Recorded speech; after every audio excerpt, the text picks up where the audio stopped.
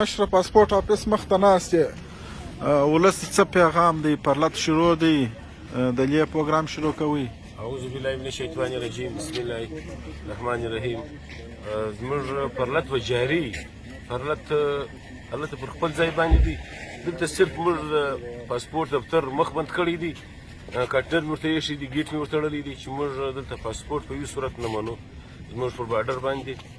او موږ ولس ته دا پیغام دی چې پرلط له دې وروره خپل پرلط له دې ښه په ډاډه زړه را روان وي چې دوی خپل پرلط د 2 بجې پورې یا د 12 بجې پورې زموږ پرلط دی هغه له دې راشي.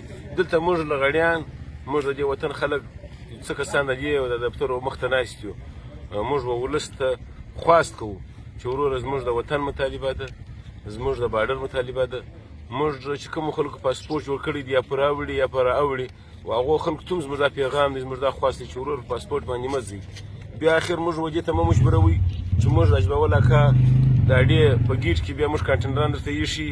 موږ دوی د ښار خلک یو د دې وطن خلک یو. په خواست خو موږ لک واره دوی ته خواست کړی دی چې دغسې جوړوئ مه.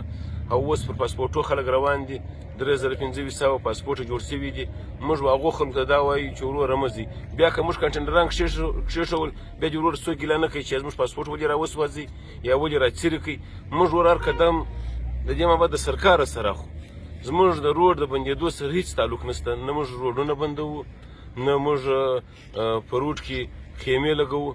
موږ صرف د سرکاري دفترو مخ ته موږ د پاسپورټ چې کوم باډر باندې اوړي د هغو خلکو دپاره بیا موږ د دروازې سره هلته خپل قدم ومنل سي.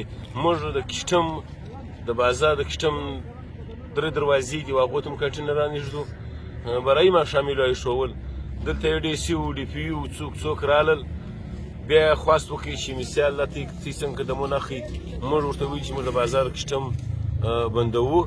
د بازار کسټم کې که هر تاوان ورسېدی اوم ریاست ذمهوار دی، بلګیډیر ذمهوار دی، ډي سي ذمهوار دی. موږ د بازار کسټم هم بندوو، هغه ګیټونه هم بندوو.